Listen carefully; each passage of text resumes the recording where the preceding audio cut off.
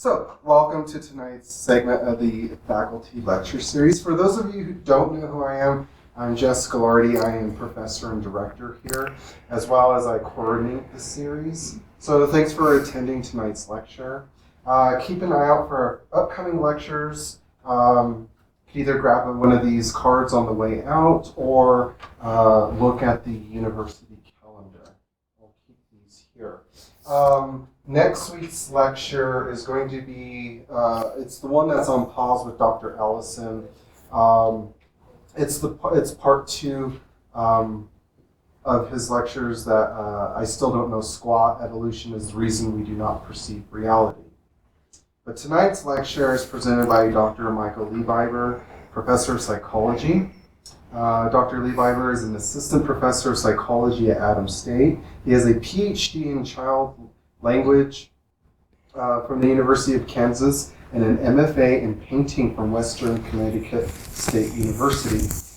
Michael traveled and lived abroad from 2007 to 2015. He took a sketchbook wherever he went. Tonight, Michael will share his watercolor sketches and stories from his travels through Europe and elsewhere. So, tonight's lecture, in his words, I traveled and lived abroad from 2007 to 2015. I took a sketchbook wherever I went. I've been to places that I've only dreamed of seeing and have met many interesting people along the way. In the talk, I plan to share my watercolor sketches and stories from my travels through Europe, the Middle East, North Africa, and America. So, help me in welcoming Dr. Liebhaber. Well, thanks everybody for turning out on our blustery evening. As I said, I thought of when Jess asked me to do this, well, we're at a university, I should do a scientific talk, but part of my life is also as an artist. I started off life as an artist. Life intervened, as it always does. And another love is psychology, and I kind of blend those two, but wherever I go, I like to sketch what I see. Let's see. Oh, I don't have my clicker, do I?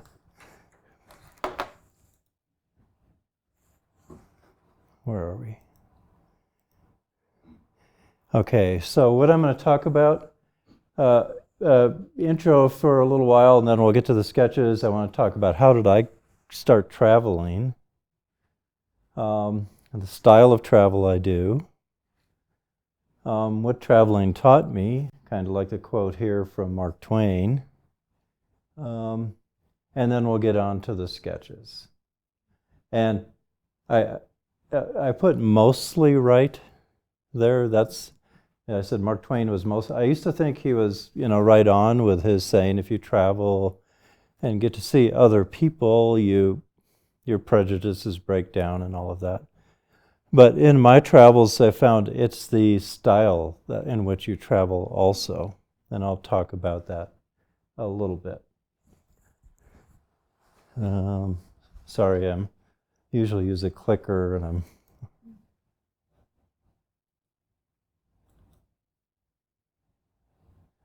okay, how I came to travel. I think I had a desire from beginning because my mother had lots of stories of losing me as a little kid.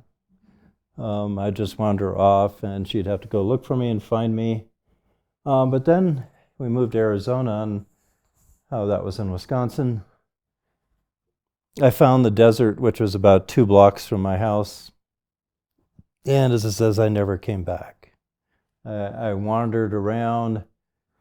I did all those things, yes. I even skinned an elephant once, kind of. Not really, but I did. I went to the University of Arizona and I worked for a biology professor, and a circus came through town and the elephant died.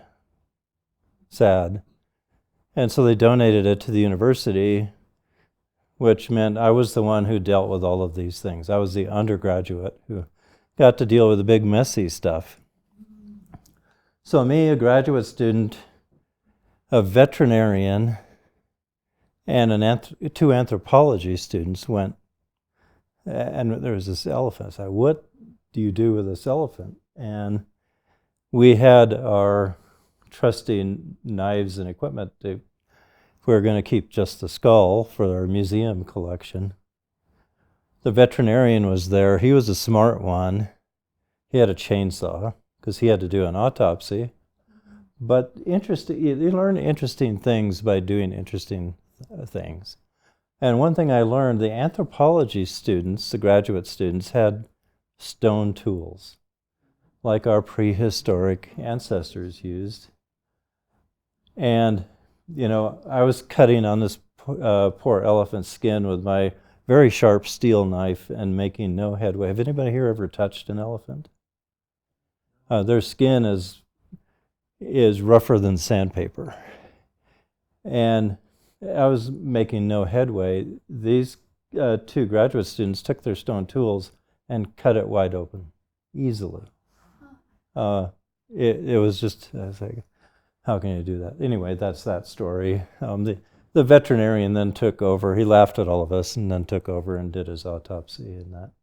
How did the elephant die? I don't know. It's been so long, I can't remember. I think it was just old, if I recollect. I'm not sure exactly. The veterinarian did check to see if it was abused or malnourished or anything. And as far as I remember, there wasn't any of that going on.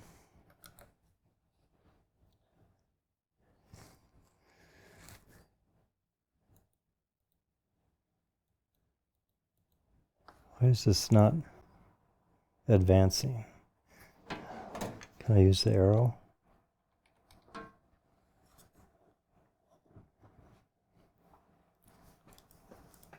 Oh, there, now I went 2 slides. Okay.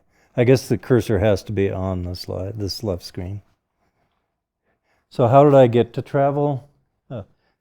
We got that one. I took advantage of an opportunity when I was 54.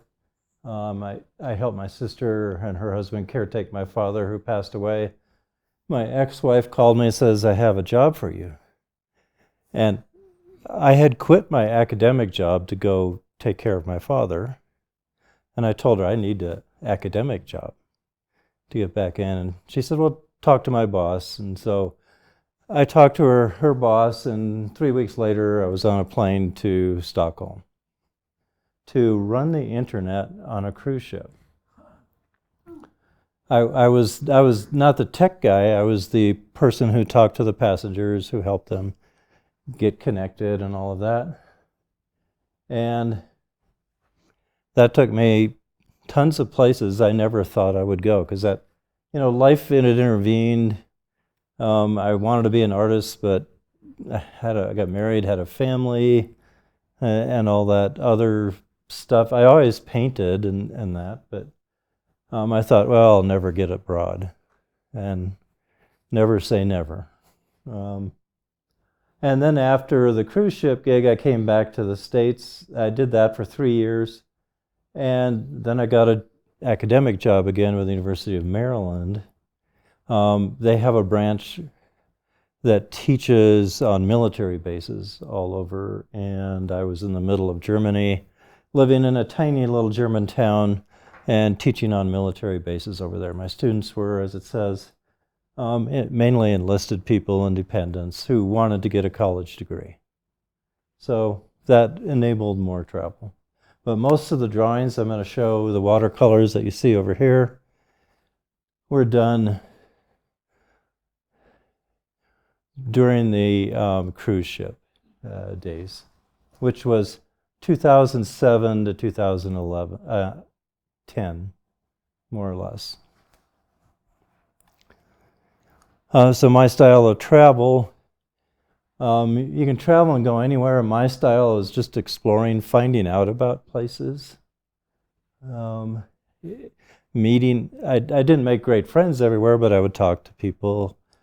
And things I would do is go places. I went many places I didn't have a clue to how to speak the language. You just order something off the menu and you get surprised by what comes sometimes. Stay in family-owned pensions or guest houses. Anybody done that? Or little family places. Great. And they have, it's like, we'd call them here, like, if you've been there, like Airbnbs, but not quite. But because the breakfasts are usually wonderful and low cost. Eat where locals eat, ride buses, trains, occasionally get lost. I've been lost, let's see, where have I been lost? Fez, Morocco.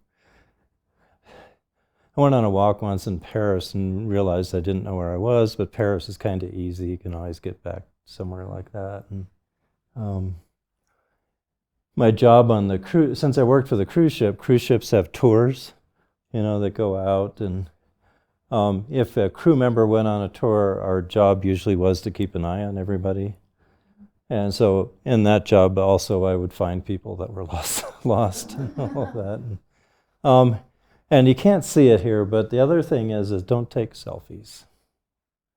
In most of my travels, I never carried a camera.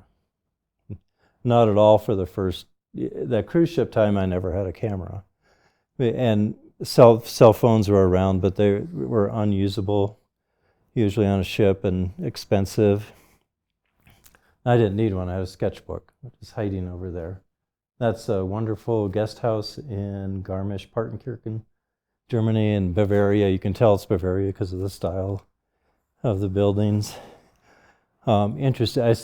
My title was story, so I'll tell another quick story about staying there. My friend and I were invited to a golf tournament. The weird thing was we were both horrible golfers. But it was a charity event, and so we went with some other teachers, and he randomly picked this place to stay. We found out it was the place to stay in all of Bavaria. Unbeknownst to us, had a wonderful breakfast in the morning, but the cultural thing we learned happened the night. The bottom floor is a restaurant, and it's mostly only locals that go there. And they dress like you would expect Germans in Bavaria to dress.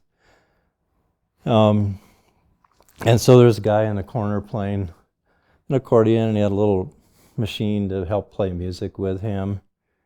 And every once in a while, some teenage boys or girls would come in, and they'd do German dancing. This is all for locals, remember, not for us tourists. And then this guy started playing Country Roads by John Denver. Anybody know the significance of that? It's second only to the German national anthem in Germany. Because everybody in that the restaurant was long, they don't sit, this was an old-fashioned restaurant, so they had benches, long tables and benches, and you got to know everybody. Everybody stood up. Not only did they stand up during that song, they stood on their chairs, those who were able, and everybody was singing. And my friend and I looked at each other and says, "What?" And some German people we met afterwards, we talked to them, and they said, "Yeah, that's just the song we sing. We sing it at Oktoberfest and everywhere." So you learn interesting stuff by hanging out with the locals. I'll go through this regularly quick. As a psychologist, I learned that if you travel, you have to be open-minded. That's the qualification I put on Mark Twain's comment. If you're closed-minded, or you just I've stayed before at a resort where you just kind of keep in the resort, and the only people you interact with that are locals are the people that are waiting on you, and that's a little different. And you can see, be flexible, calm, curious, because if anything can go wrong, it definitely will go wrong. But spending time in another culture taught me it helps understand other people, and it made me really aware of being an American and what comes with being an American. Because I wasn't in America anymore like that, we're not in Kansas anymore type statement. So, I meet people. These aren't the real people, but the representative. On the cruise ship, I had the chance to work for quite a while, actually, with a woman who was a Maori, a native from New Zealand. I had a brief interaction with a woman in a niqab. I think that's the right word. It's not a hijab. In the streets of Port Said, Egypt. And in that 2-minute interaction with her, spoke volumes about women and that culture and how she interacted with me. I got a really good lesson from that. And then if you can see this, Naples, Italy, there are lines on the pavement, but I don't know of any cars that are following those lines. That's crazy. Anybody been to Naples and tried to cross the street? Yeah. What I learned from traveling, the best way to learn about your culture is to leave it behind. It's people that make places memorable, at least for me. You can see the Eiffel Tower, and it's cool.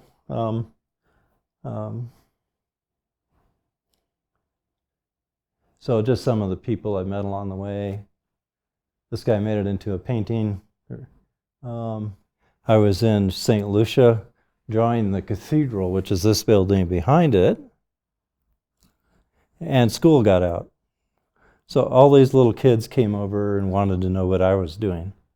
I couldn't speak they spoke an island version of Spanish, I spoke a little bit of Spanish, and I could kind of interact, but not very well. This gentleman in Dijon, France, telling me all about his wine. I had a very nice little conversation. He only spoke French, I only spoke English. But you can still have a decent conversation. And some friends from Paris at a restaurant I liked. People from Tasmania I met. The singer from the restaurant, I just happened to be sitting next to them. The singer was from Italy. So it was just a nice group of people to meet. Memorable places not in my sketches. Far left, Anne Frank's house. Anybody been to Amsterdam on that one? Yeah. This part here is a new addition, but the families lived upstairs. I've been to lots of cool churches, and you'll see one in my drawings in my travels, but the most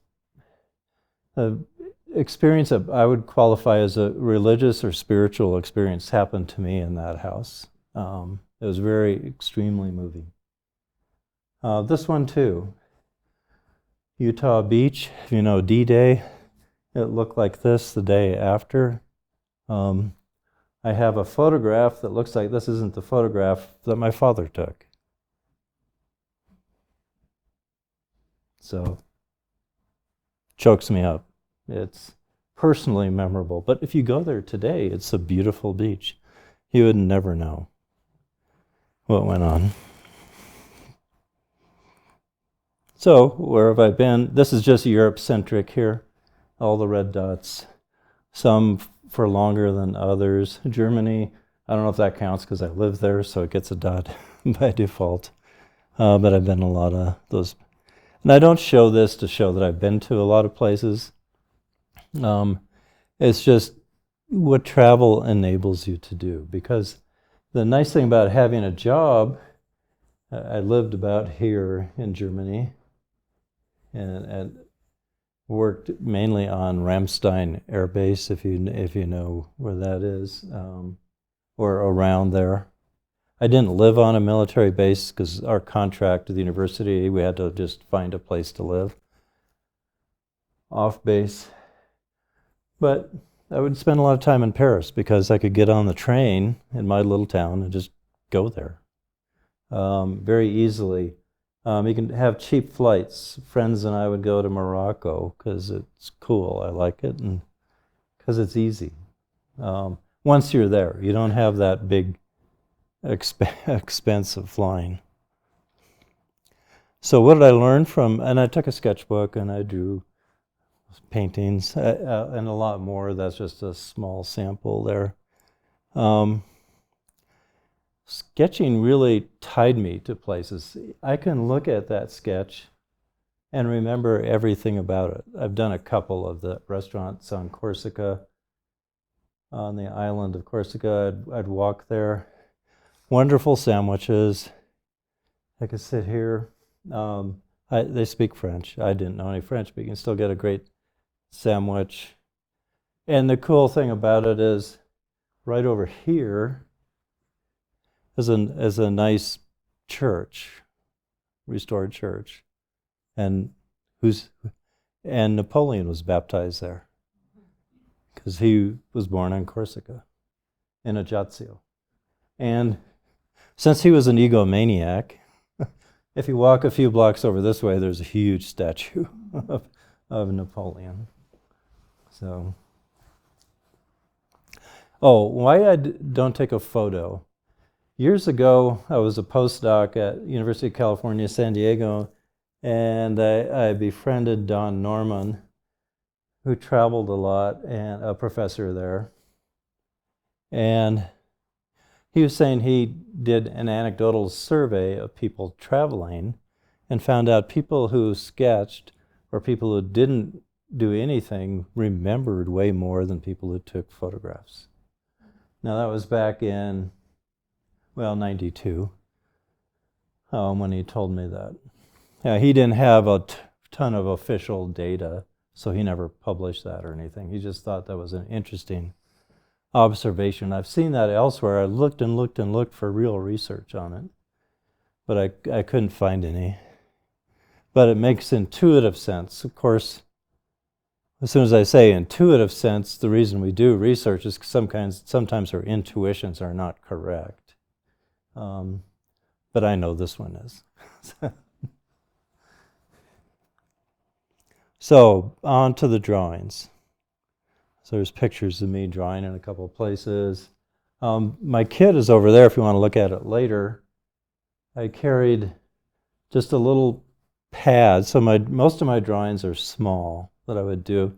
And everything had to fit. I had cargo pants and everything had to fit in one pocket. So there's a tiny little watercolor tin of watercolors, pencil sharpener, pencils, pen, eraser, and that's about it. I'd find water, or I'd use whatever. Sometimes I carried a bottle of water. 2 pencils, though.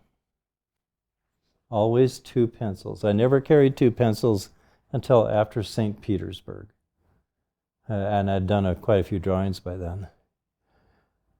Because I was with a friend, we were walking around, I said, oh, that's a nice picture of a canal and a church at the end. So let me just do a little sketch. I got about halfway done, and we were on a bridge over a canal that had a wide concrete, I guess, barrier along it. So I set my pad and my pencil on there, and the next thing I know, my pencil rolled off into the canal. So that was the end of the drawing for the day.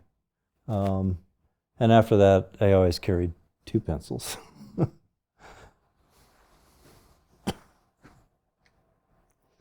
So on to the watercolors, Santorini there on the right, and places that, I thought, gee, I'd like to see the pyramids. And that's a drawing I did of the pyramids from a distance away, the ones near Cairo and Giza. And I thought, gee, I never thought I would get here. And I actually walked up to the big one, a pyramid of Khufu, I think. My brain is... Anyway, there's big blocks. And I hoisted myself up on one. They don't like you climbing it. But I thought, how much trouble can I get in sitting on a block of the pyramid? It was low enough to where I could get up on it. And then comes a policeman. And so I jumped down. I figure, I'm going to read the riot act, because I've been read the riot act elsewhere. and he came up to me and said, I'm sorry. He spoke English. And he said, oh, that's okay. You can sit there, just don't, try to climb up to the top, because we don't want people getting hurt. Basically, it was the reason. And then he asked me for a handout. You learn a lot about the culture. Here was a man, he was about my age, about 50 or so, employed, but asking for a handout. So it kind of gives you a window into the culture there. And everybody knows Santorini, cute little domes, and it really does look like, well, not really if you took a picture, but that's why I never carried a camera. Because, I could take a picture of this and it would be great. I have nothing against pictures, but I wanted to capture the feeling I got of being there. And to me, this does it a little bit more. You can argue, I like a picture better, that's fine. For me, I like that. But there are things I like photographs for as well. Oops. Let's see. I'm going to transition. We'll see how this works. We'll keep our fingers crossed.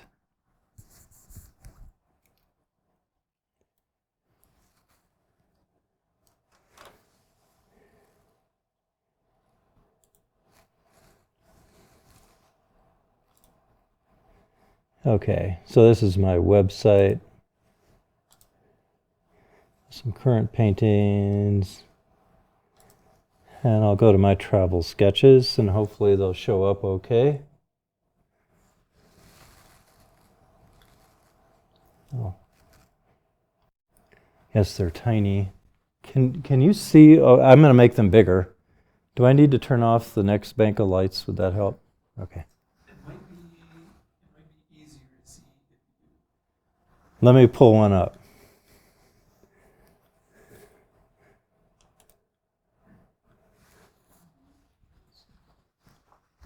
I'll dim it just a little bit.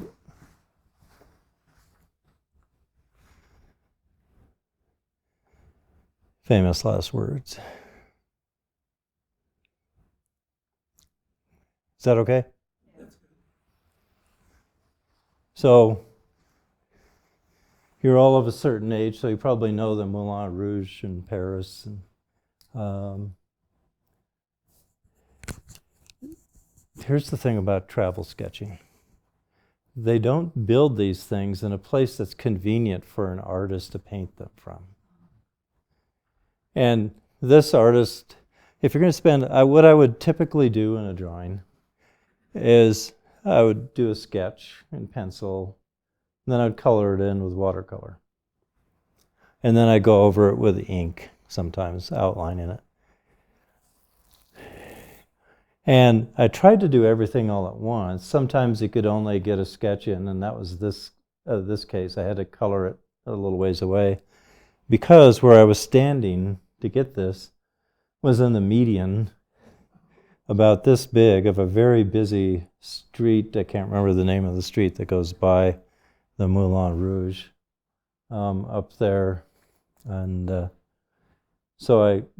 and there was no crosswalk, so I just kind of went out and did the sketch, and then sat somewhere else to finish that. I'll have a similar story in a second. Let's see here. Recognize this one? Notre Dame from the back, my favorite view. This was, obviously I was there before the fire, which was tragic. I like this to show all the buttresses of the church.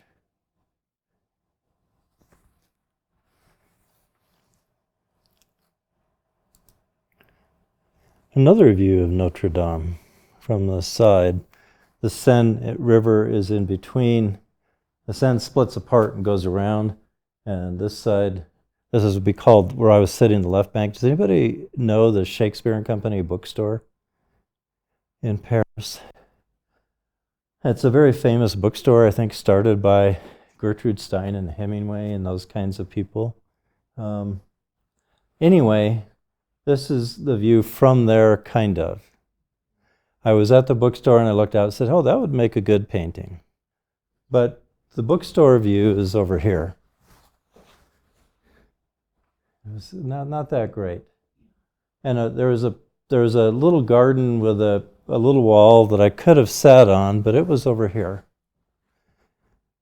I said, well, I really like this view with the homeless, 2 or 3 homeless guys that were sitting up against the building there, around the corner there. And then I saw Shakespeare and Company bookstore over here had some folding chairs out front. And nobody was sitting in the folding chairs. And nobody was looking. So I borrowed one, took it over to the homeless guys, and sat down and drew that with watercoloring, because I was sitting down, it was okay. On that, thanked the homeless guys. And I took the chair back when I was done. How am I doing on time? I don't have my watch here. Ooh, okay.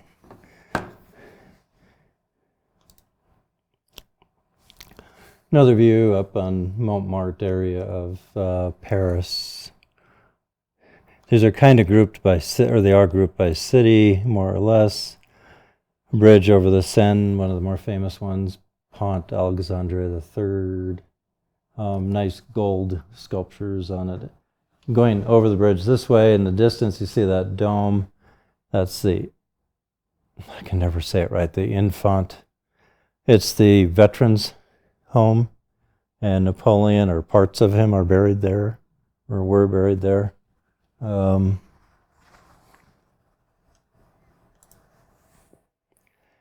This is a garden.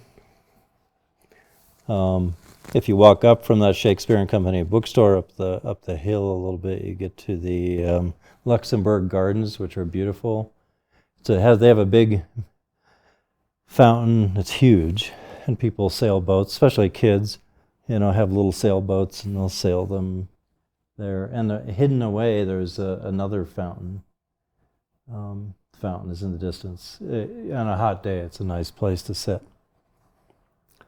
I'm hoping I'm not boring anybody too much. This is like a slideshow. Here my kids are in Disneyland. Another view of that bridge with the gold statues. This is Pont Neuf, or Bridge 9 in Paris. I think this was a mission of mine to paint this bridge. Not because there's anything special about the bridge. It goes just across the Seine. That's one half, the other half is over there. But every artist I know that's ever been to Paris, I don't know if Picasso ever painted this, but I'd be surprised if he didn't. But every artist I know painted this bridge from this view. Usually it's a little higher looking down on it, because right behind there's an apartment type building. And I thought, next time I'm here, I'm going to have to find somebody who lives in one of those apartment buildings so I can paint this from a better view. But it's not always romantic. 2 things about this. There's a drop-off, a concrete wall that leads down to the river, then a walkway down there. And it was kind of a secluded spot, and apparently a spot used by homeless people as a bathroom. So when I stood here and drew this, it was not the most pleasant odor. And the other thing, when I would go to Paris, I would rent a room from a woman who lived by Notre Dame. And she could speak okay English, and I'd show her my drawings when I would go back. And she was horrified by this one, not because the buildings weren't perfect or anything, but because the color of the water. She said, the water is brown. And I said, yes, it is. I said, you need to go out and look at in that part of the river, the water was pretty murky, I'll say. So,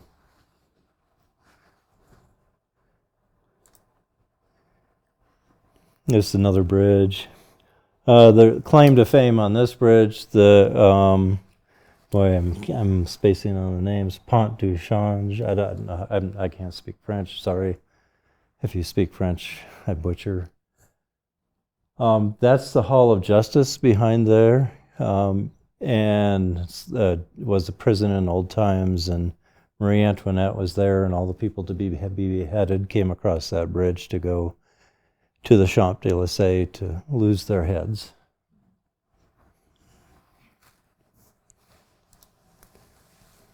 I'll give you $1 if you can guess this one. Lots of views. I tell people to go, yes, it's, everybody knows the Eiffel Tower, but everybody should go there. It's a great place to go have a picnic. And has anybody seen it at night? It lights up at night. They do a light about every, 15 minutes or so. There's lights that twinkle all over it, usually a gold color. It's actually, I liked it. It's beautiful.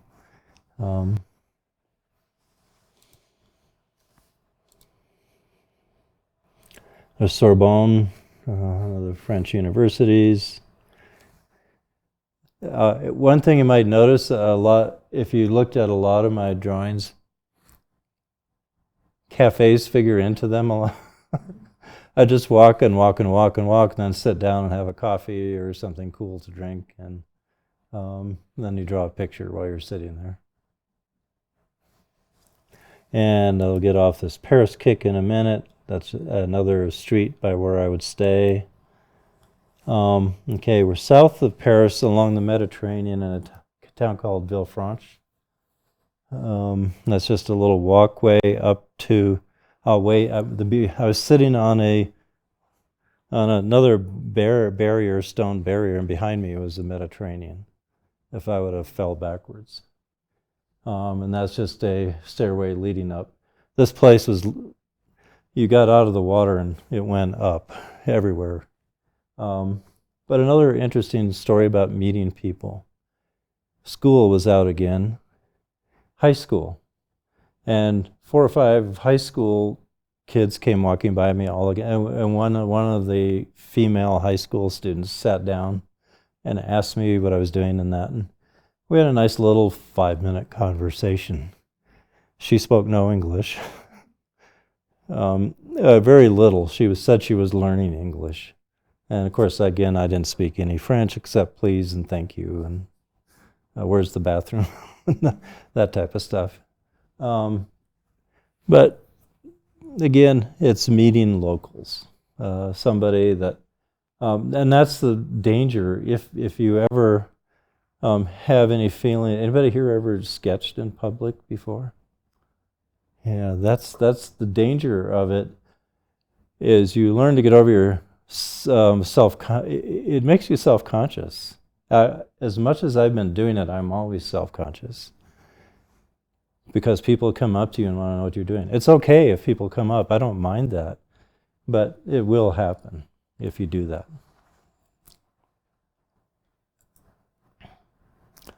Villefranche again, more Villefranche. I'm going to go quickly through some of these Villefranche. A lot of sea themes in these on the cruise ship. Anybody know where that is? The cathedral at the top of the hill is called Notre Dame, so it's in France somewhere. It's actually Marseille. It's a view in Marseille. Another view of the cathedral.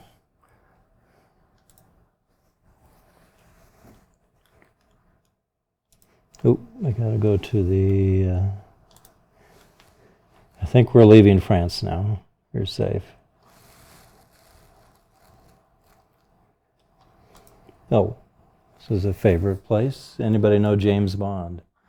That's the casino in Monte Carlo. The backside is actually pretty. This is the backside of it. It's a little garden-y place. Front side is just a street with a U-turn in front of the casino, filled with cars with no labels on them. And there are cars that I had never seen before, so I assume they're like custom-made cars and things. It's rather disappointing, though. I went inside. You had to be dressed up. I mean, this would be okay. You couldn't go in shorts or T-shirt or something. It's just like any other casino, I thought. It's kind of disappointing from that standpoint. And you can interrupt me at any time. Oops, there's that place. I think there's a print of that over there. That's another view of Ajaccio, the beach. I wasn't in the middle of the water. The beach actually curved around, so I was looking back at the town here. Another Ajaccio view.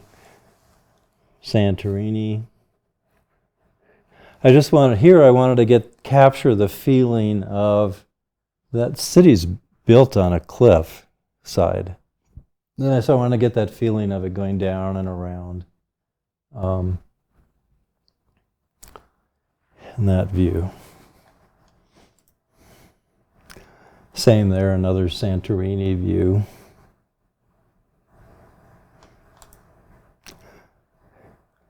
Not Santorini. This is on the island of Crete. It's the second largest city on Crete. Kenya it's how that's pronounced, or Kenya. And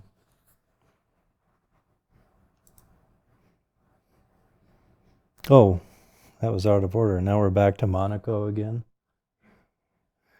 That's the palace at Monaco. I don't know if you ever remember Grace Kelly, the actress, and that's where she lived in that for a while. It's a cool little place. Okay, finally change countries. Italy, Florence, Il Duomo.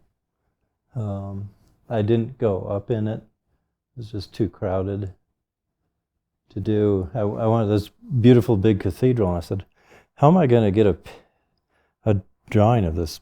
It's a monstrosity. So finally I just focused on the dome is the important part. So I focused on that. St. Peter's Square. You don't know it by looking at this, but there's a lot of artistic license there. Because when I painted that, I actually stood there or something and did most of that on site, and there were hundreds of people there. And I thought, how am I going to paint all of these people without it looking just mushy? So I just erased them. I took them out on that.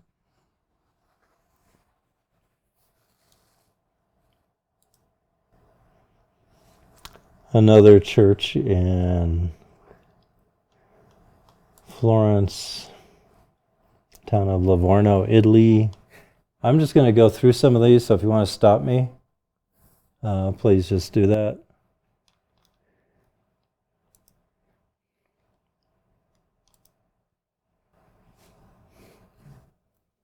Seeing that one. Barcelona, the Cologne, Christopher Columbus column there. Seville, I drew that one from a quick sketch from the back of a bus. They were driving through town.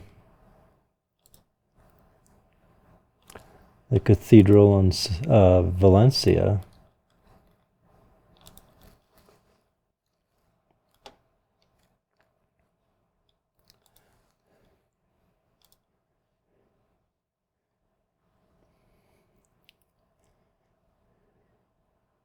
I'm just going to go, I'm not going to go through all of these, the rest of these. I'm going to pick out a couple, but if you see one you want me to enlarge, let me know. One I'm going to enlarge is that building. The most impressive building I've ever been in the world. Hagia Sophia in Istanbul. It's not the oldest church in the well. I think it's on the site. There were a couple churches before it on its site, but it's incredible. In that part of the world, it's withstood lots of earthquakes. It's just stones are massive. You walk up into the front steps, and they're worn by hundreds of years of people walking on them. The minarets were added later after the Ottoman Turks took over and turned it into a mosque. Then when Turkey became a country, I'm spacing on, Ataturk turned it into just a museum for everybody. And just recently, in the last 5 years, the Emperor of Turkey, the President of Turkey, Erdogan, has again declared it to be a mosque.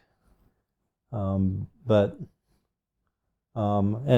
been inside the Vatican, which is awesome too. Got to climb to the top of the Vatican because you can do that. You can go all the way to the top. Word to the claustrophobic, which I am, when you're in the dome of the St. Peter's and that type of thing, you're walking like this because there's an inner dome and an outer dome and a narrow stairway.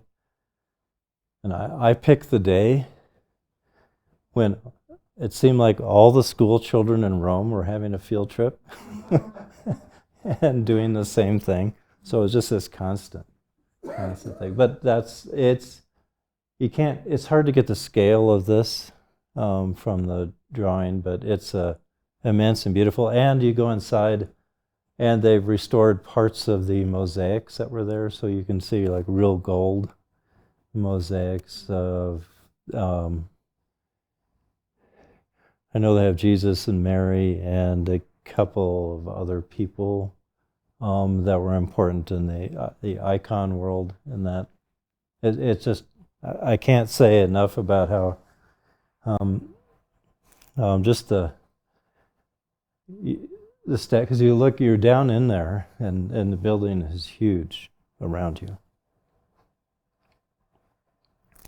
That's a view inside the building. You get kind of a scale with the people there, and that's a low ceiling. To the right of those people is the big open main part of the building.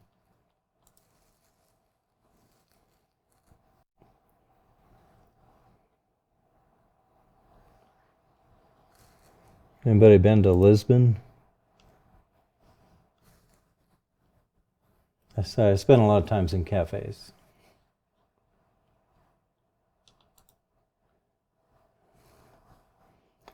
Germany, might know that one. The cool thing about being on a cruise ship is you get that view. Because a lot of the times, the ship went by it many times, most of the time at night, which disappointed the passengers, which rightly so. But fortunately, I got a chance to see it and go up it. Pretty cool. I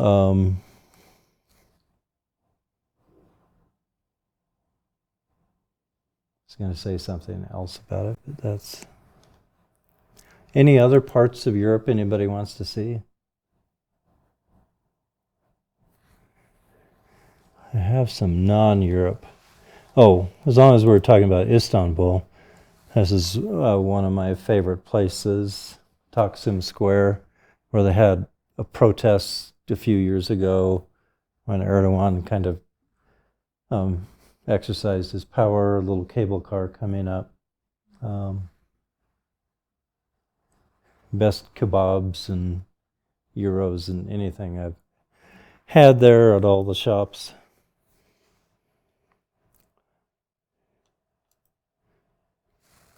Let me see.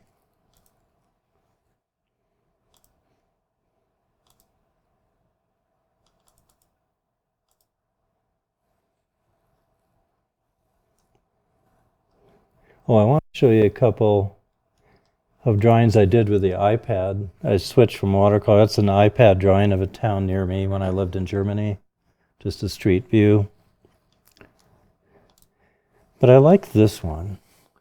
This was about 3 miles from my house. I used to go hiking here. This is from the parking lot. That's Frankenstein's castle. In the town, I lived about, like I said, about 3 miles. My little town is about 3 miles from the town of Frankenstein, Germany. Now, if you Google Frankenstein's castle, this is not the one they're going to show you. Another one has claim to the fame. It's a little easier. This is real remote. It's like the Alamosa of of Germany. So people don't go there if they're not passing through. But the town is Frankenstein. This castle up here was owned by the Frankenstein family for lots of years. It's in ruin now, obviously. It was ruined when Napoleon, in wanting to conquer everybody, would go and he blew up a lot of the castles in Germany. But it was partially restored, and it's a cool castle because it's free. You can go up there and you can climb all over it.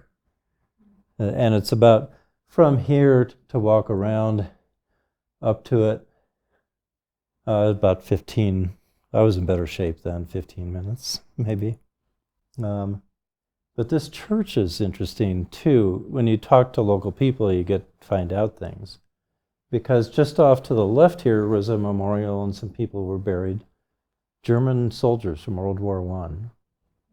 You could barely read the names anymore on the grave, as it's that sandstone and kind of worn off over the years. But that church started off life as a synagogue. Without the spire on it, obviously, and we all know what happened in Germany. Synagogue got destroyed, taken over, and a church was eventually built there. So that's kind of an insight in like a traveling. I like to find out little things about places. And, saying, yeah, there were German World War I soldiers there. And like my father was a soldier in World War II. But you think, you see the humanity of it. Parents were mourning the loss of their children in war. It's pretty universal.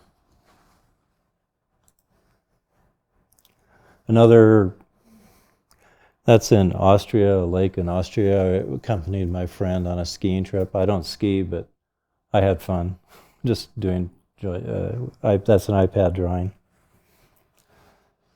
of a local lake. Well,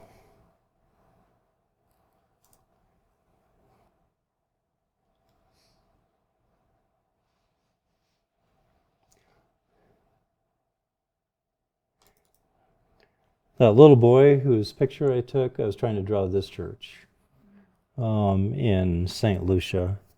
It's not much from the outside, but it's one of the most beautiful churches I've seen on the inside. It's all wood, and it's all painted on the inside, marvelously painted. Well, I think I've been probably talking long enough. The last picture I'll show is this one. Cruise ship went to Alaska and Hawaii and other places too. And I passed by this is the inside passage going up from Seattle we went up to Juneau. And this is a point, Cape Decision, because when ships get to that point, they can either go out into the Pacific or they can continue up the inside passage. And so I just thought it was a pretty point, and I made a couple sketches and a mass. The ship was obviously moving past this, so after 2 or 3 attempts, I kind of put them together in that. Anyway, I've bored you long enough. This is just, something I do. I used to do a lot of landscape oil paintings. I do more surrealistic paintings myself now in my studio, but whenever I travel, I like to do sketches. So I have, or I even do fully realized paintings. If I can get to them.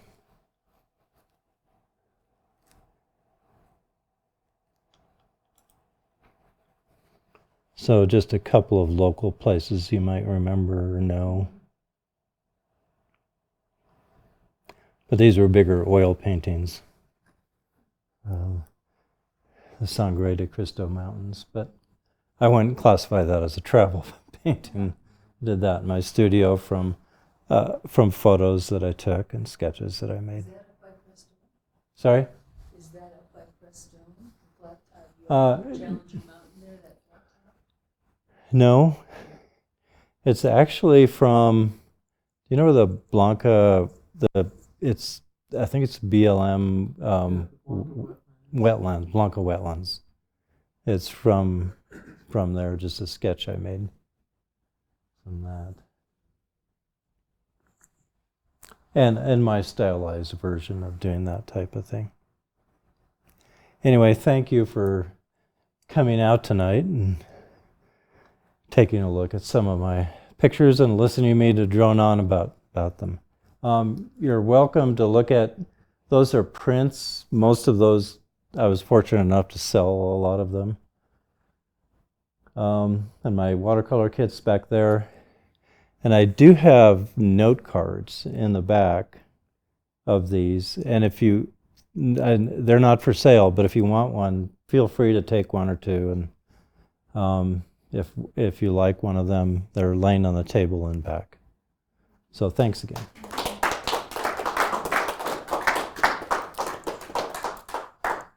I can't let you take those, but oh, and you were going to ask. I had a question about why did you start doing the digital sketching? And do you still take the iPad with you or not? I quite honestly, I think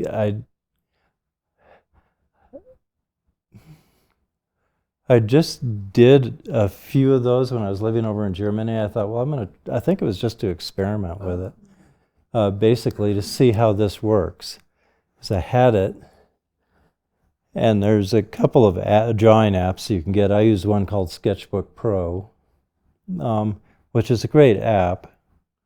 And I did a few, and what happened is, I like how they turn out, but I can do one of those watercolors in a fourth of the time or less, because watercolor is it's just drawing and doing that. To draw with a computer a stylus on a tablet, you have to adjust. Well, let me pull one up here.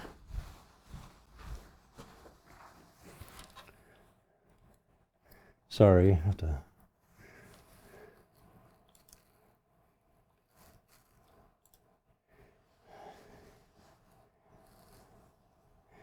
Like the Alamosa River. Well, let me just pull this one back up.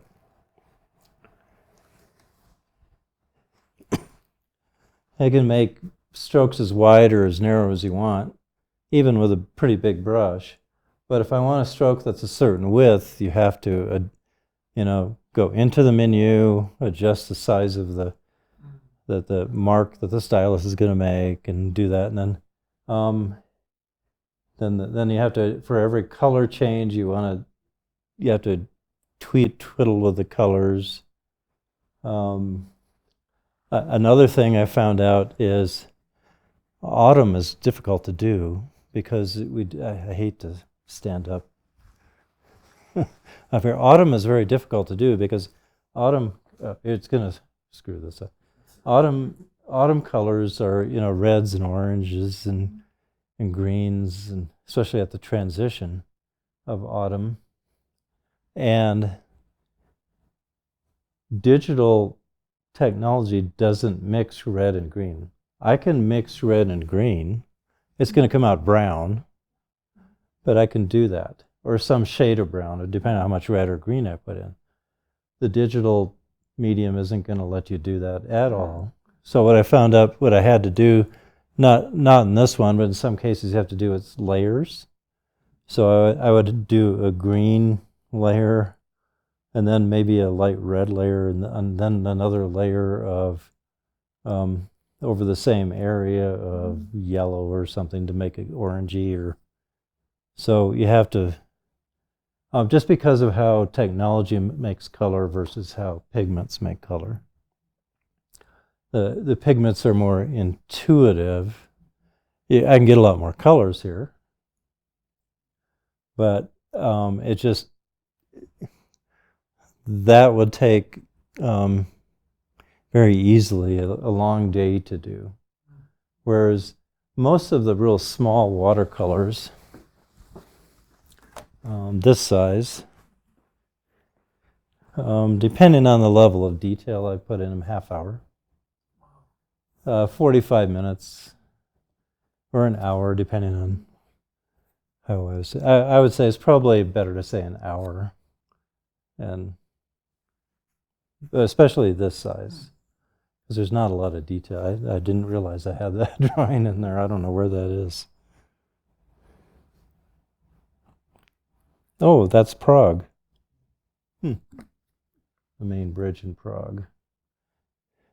But I got into doing that more because I just did a couple of them, the iPad ones, and sorry, I'm going to sit down. Then in a little town not too little town I was living in Germany, the director of the art center, art and photography center, saw them and said, "Hey, can you do some drawings for us?" And they had a very famous photographer, German photographer, who lived in that area and did a lot of photography before World War II and some of it during World War II, of just life in the local town. And he said, "Can you take some of this guy's pictures?" I think I wound up doing about 6, and do them on your iPad to show the technology, the photographic technology, and now the modern technology of computer art. So we did that for that town. So I got more into it. But that's a long answer to. I'm not really sure. Other questions or thought? Thank you for the tour. Yeah, you're welcome. I hope it was okay. I didn't know how it would be, because it's just me talking. There's no scientific theory here other than the science to me as a social psychologist is, people make places memorable. It's the people. And they can be good or bad. I've had bad experiences too. It's there, and you just leave those people behind. And you learn people are people wherever you go. That's what, at least I did. Anyway, stay warm as you head out. And if you do want one of the, not these, but there's actually note cards in back, and help yourself. I don't need to take them home. Thank you. You're welcome.